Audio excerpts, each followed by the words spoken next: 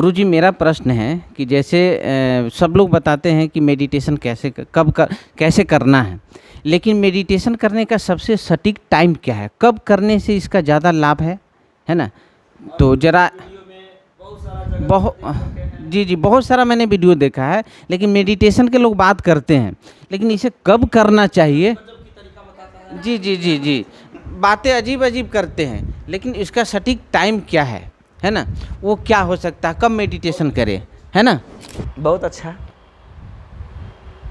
कि क्या ध्यान करने का कोई सही टाइम है, आपका यही कहना है ना मुख्य रूप से, कि बहुत सारा बताया जाता है, यह समय वह समय वह समय। तो शास्त्रों की भी मत और निज अनुभव, इसलिए मेरी भी अपनी अनुभूतियां हैं, शास्त्रों का भी बहुत अध्ययन मैंने किया है, और एक संतों का नहीं कई संतों का हमने अनुभव पढ़ा भी है, जाना भी है। तो मैं आपको निज अनुभव खास और संतों का अनुभव लेकर मैं कहता हूँ, ये बहुत बड़ा प्रश्न आपने किया है। ये ऐसा प्रश्न जो है ना, माने ध्यान का जो समय है ना, 99% लोगों को समझ में नहीं आता है कि ध्यान कब करे, ध्यान कब करे, ये समझ नहीं आता है। ठीक, प्राणायाम व्यायाम, गौर से समझिएगा मेरी बातों को, प्राणायाम व्यायाम ये अलग भाग है, ध्यान ये अलग पैटर्न है, अलग भाग है। ठीक, तो प्राणायाम आप खाली पेट और सुबह सुबह ही करें तो ज़्यादा अच्छा है। व्यायाम सुबह अगर आप सुबह सुबह खाली पेट करें, यानी कि शौचादि करके आए, निवृत्त शौचादि से निवृत्त होकर आए, करे, ठीक है। पर ध्यान की जो बातें हैं, तो ध्यान की कुछ कॉम्बिनेशन प्राणायाम के साथ भी मिला के कर सकते हैं, लेकिन यह मुख्य बात आपकी है कि ध्यान का क्या कोई समय भी होता है, ये मुख्य बात है।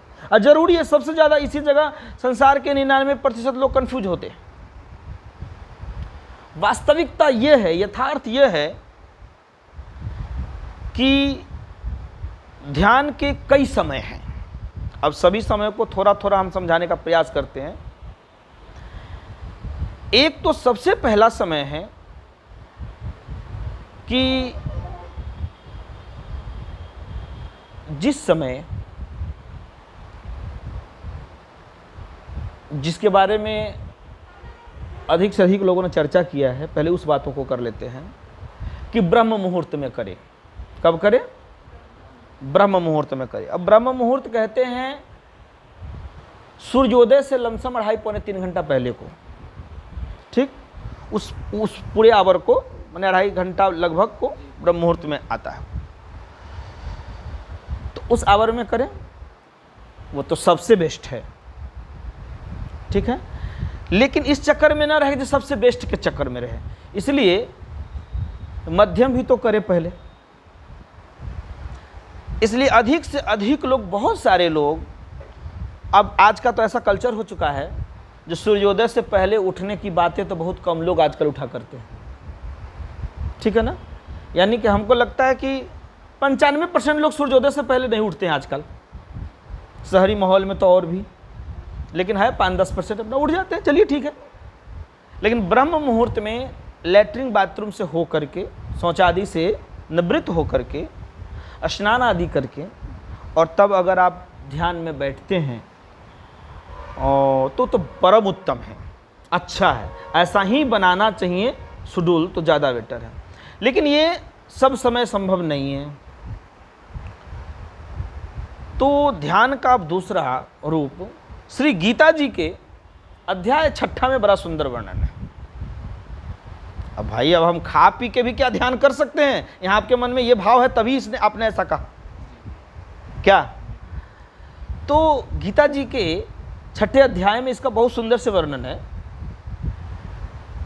कि ना आप अधिक खाएं, ना आप कम खाएं, न अधिक शयन करें, न कम शयन करें, न अधिक ऊंचा आसन हो, न अधिक नीचा आसन हो।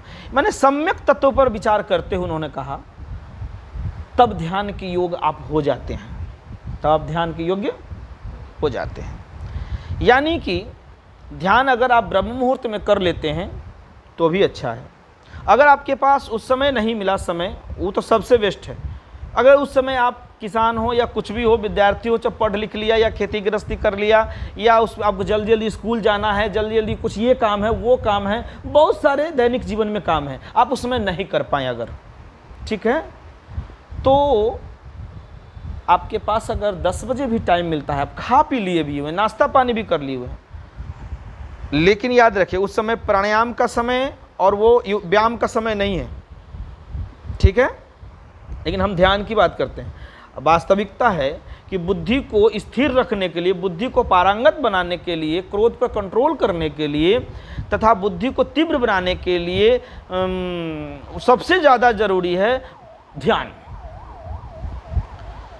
तो 10 बजे भी, 11 बजे भी, 12 बजे भी, जिस समय आपको फुर्सत, अगर 1-2 बजे फुर्सत होता है, ऐसा लगता है कि हम रिलैक्स है, तो रिलैक्स होने के बाद लोग आराम करने चले जाते हैं, थोड़ा आराम लेट लेते हैं, तो शरीर थका हुआ थोड़ा लेट लो, चलिए ठीक है, शरीर ठीक है थका हुआ नहीं है, लेकिन हम अब फ्री हैं, तो फ्री हैं तो आप उस समय भी ध्यान कर सकते हैं, यानी दोपहर में भी ध्यान कर सकते हैं, सायं में भी, शाम में भी ध्यान, वरन इतना ही रहे कि शरीर हल्का रहना चाहिए। शरीर क्या रहना चाहिए?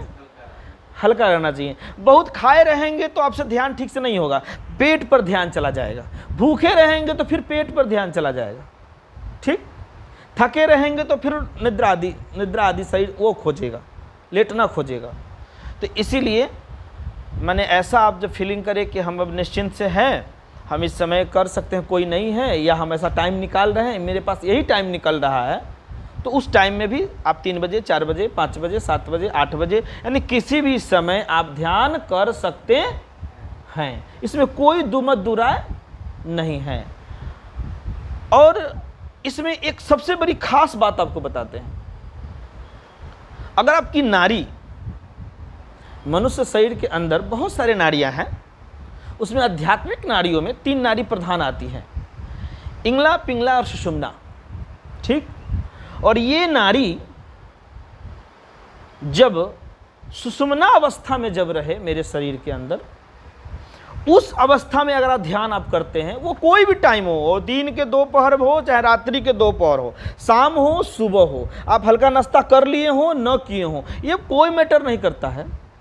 सुषुम्ना अवस्था में नाड़ी हो तो उस समय अगर आप ध्यान करते हैं ना, तो तुरंत आप साधना के जो उच्चतम अवस्था है उस अवस्था में आप प्रवेश करने लगिएगा, जाने लगिएगा, शून्यता में प्रवेश जल्दी करिएगा, ठीक। तो अब सुषुम्ना नाड़ी कहते हैं, किसे थोड़ा सा इस पर प्रकाश देना जरूरी है, क्या आप जानते हैं, सुने हैं कभी? हाँ हाँ हाँ, जी जी जी, बहुत अच्छा आपने कहा, बहुत अच्छा कि कम से कम चलिए आज इतना ज्ञान आप रखते हैं, बहुत अच्छी बात है। तो हमारे शरीर में जो ये 3 नाड़ी प्रधान हैं, तो इंगला, पिंगला, सुषुम्ना, तो जो दाई नाड़ी है हमारी, इसे पिंगला भी कहते हैं, सूर्य नाड़ी भी कहते हैं। बाई जो मेरी नाड़ी है, यानी सांसें जो चलती है, आप याद देखेंगे, कभी कभी ध्यान देंगे कि कभी दाई सांसें तेज चल रही है तो कभी बाई चलेगी, एक मंद चलेगी तो एक तेज चलेगी, ठीक। इसी को कहते हैं इंगला, पिंगला। तो यानी, और पिंगला को ही यानी दाहिने को ही सूर्य नाड़ी भी कहते हैं, बाएं को, इंगला को भी चंद्र नाड़ी भी कहते हैं इनको। तो ये दोनों अलग अलग अवस्थाएं में हैं, यानी कि एक तेज, एक ज़्यादा तेज, एक कम तेज, धीमी मंद चल रहा है। इस अवस्था में ध्यान करने से उतना ध्यान नहीं हो सकता, यानी कि मन ज़्यादा इधर उधर रहता है। और जिस समय दोनों समान चले, उस समय अगर ध्यान करते हैं तो उसको सुषुम्ना अवस्था कहते हैं, सांस की। कौन अवस्था? कि दोनों समान चल रही है। साधक अपनी इच्छा से चाहें, ये हो गया, तो 24 घंटा में जरूर है कि 1 से 2 बार हमारी नाड़ी सुषुम्ना अवस्था में चली जाती है अपने आप। हर अढ़ाई घड़ी पर, प्रत्येक अढ़ाई घड़ी पर हमारी नाड़ी खुद दाहिने से बाएं, यानी खुद पिंगला से इंगला, इंगला से पिंगला होते रहता है ऑटोमेटिक, ठीक। और दिन में 1 से 2 बार, रात्रि में भी, रात्रि में तो जल्दी नहीं होता है, लेकिन दिन में जरूर अपने आप 1 से 2 बार अपने आप कुछ देर के लिए, 1 आध घंटा के लिए ये सुषुम्ना अवस्था में जाती है। इसका कोई टाइम अपना खोज लीजिए, किस समय जा रहा है आपका, चेक करते रहिए घंटे आधे घंटे पर, नहीं तो कोई बात नहीं, तो आप आगे क्रिया सीख लीजिए। जैसे कि बड़ा इजी क्रिया सब है, इसलिए गुरु तो यही करते हैं कि कर्णधार सद गुरु दृढ़ नावा, दुर्लभ साज सुलभ करी पावा, कि जो दुर्लभ चीज है, जो लोग सोचता बड़ा असंभव है, बड़ा नाम है इंगला पिंगला सुषुम्ना, अरे बड़ा इजी है भाई। तो इसको समझ लें, और इसको आप दाहिना से बायां भी कर सकते हैं आवश्यकता के अनुसार, बायां से दाहिना, दाहिना से बायां, और दोनों को आप समान भी चला सकते हैं। तो उस क्रिया को सीख लीजिए, जो मैं ध्यान साधना मेडिटेशन कोर्स में सिखलाता भी हूँ उसे ना। अब उसको सीख लीजिए, और सीख करके अब किसी भी समय इसको, जिस समय आपको लगे कि नहीं आज अभी मैं फ्री हूँ, अभी मुझे समय मिला है, मैंने इतना भाग दौड़ के जीवन में अभी मुझे इस समय टाइम मिला है, तो चलो 1 घंटा के लिए हम ध्यान कर लेते हैं। तो उसको आप 10 मिनट के अंदर उसे आप सुषुम्ना अवस्था में बना लीजिए अपने सांस को। उसके बाद कम से कम 15 मिनट के लिए, 20 मिनट के लिए, 45 मिनट के लिए, जितना देर आप करने में समर्थ है उतना देर आप ध्यान करिए। आपको ज़्यादा कुछ नहीं समझ में आता है तो मैं पिछले वीडियो में भी बोला था कि अगर ज़्यादा कुछ नहीं समझ में आता है तो गुरु जी की बात याद करके अभी प्रारंभिक काल में कुछ भी मन में आए, आने दो, आप बैठो। क्या करो? आप बैठो। क्या करो? आप बैठो। जैसे सूर्य के किरण के सामने अगर आप बैठते हैं तो स्वाभाविक है कि उसकी रोशनी का ताप मिलेगा ना। जैसे पीपल के आप छांव में बैठते हैं, आप बैठो, वहां से एक पॉजिटिव ऑक्सीजन ऊर्जा एनर्जी मिलेगी तो मिलेगी, आप बैठो, ठीक, आप वहां कम से कम उसके सानिध्य में रहो तो मिलेगा।